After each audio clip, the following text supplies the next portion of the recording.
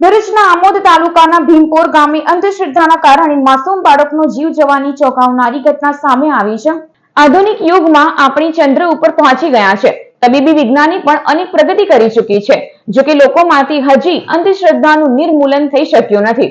અંધશ્રદ્ધાની આ ઘટના અને તેનો વાયરલ વિડીયો આમોદ તાલુકાના ભીમપોર ગામેથી સામે આવ્યો છે, જ્યાં પૂર્વ સરપંચના પુત્રની જ સાપે ડંખ દીધો હતો।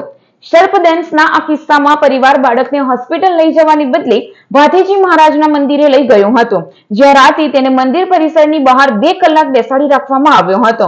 હોસ્પિટલમાં બાળકને સારવાર અપાવવાની બદલે પરિવારે ભુવા પાસે અંધશ્રદ્ધાની ગળાડૂબ માન્યતામાં તેનું ઝેર ઉતરવાનું માની 2 કલાક જેટલો સમય વેડફી નાખ્યો હતો। અંતે બાળકના શરીરમાં ઝેર પ્રસરી જતા તેનો જીવ જતો રહ્યો હતો।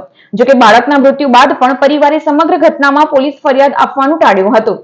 સરકાર અંધશ્રદ્ધા નિર્મૂલનનો કડક કાયદો બનાવવા જઈ રહી છે, ત્યારે જલ્દી તેની અમલવારી કરાવી આજના યુગમાં પણ પ્રવર્તતી આવી આંધળી માન્યતાઓમાંથી લોકોને વહેલી તકે બહાર લાવે તે જરૂરી બન્યો છે, જેથી કરી કોઈ માસૂમનો જીવ જતા બચી શકે।